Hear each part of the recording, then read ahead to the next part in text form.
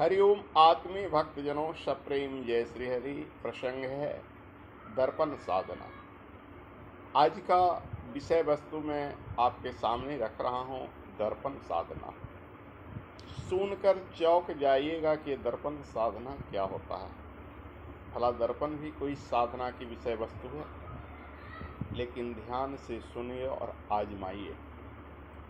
आप जब भी साधना करते होंगे तो आपका मन इधर उधर दौड़ता होगा। किसी कवि ने लिखा है, माला तो कर में फिरे, जीव फिरे मुख माही, मनवा तो चहु दिशि फिरे, ऐसी सुमिरन नाही। तो क्यों न हम अपने मन को बांधने का एक नई मिसाल लेकर आए जो बड़ा ही कामयाब है।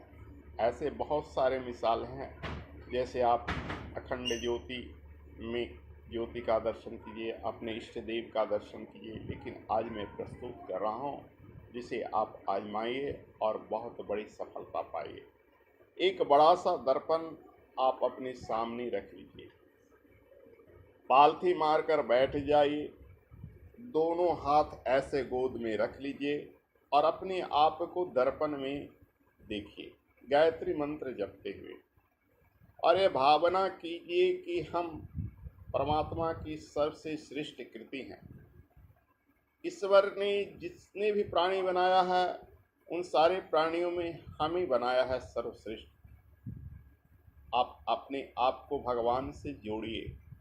अरे जोड़ना गलत नहीं, शास्त्र सम्मत है। ईश्वर अंश जीव अविनाशी, चेतन अमल सहज सुखाय।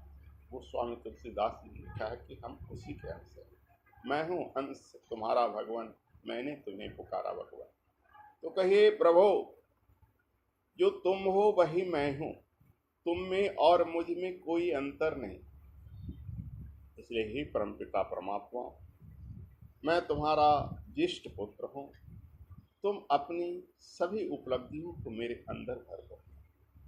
मेरे अंदर आप जैसा ही प्रतिभा हो, आप जैसा ही शक्ति हो, आप जैसा ही ऐश्वर्य हो।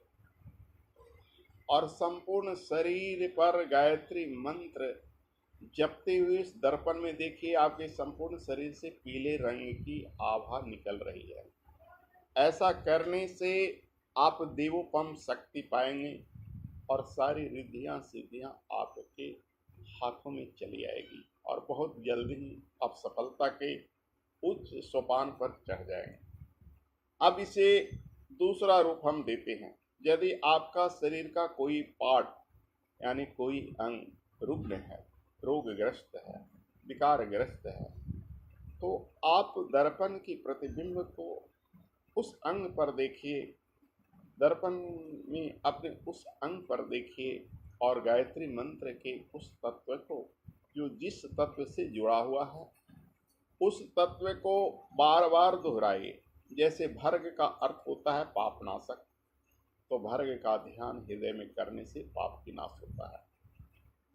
सविता का अर्थ होता है सवितु, सविता सूर्य का तेजस्वी। अपने मुखमंडल पर सविता का ध्यान करने से आप में सूर्य की जैसा तेजस्वी आएगा।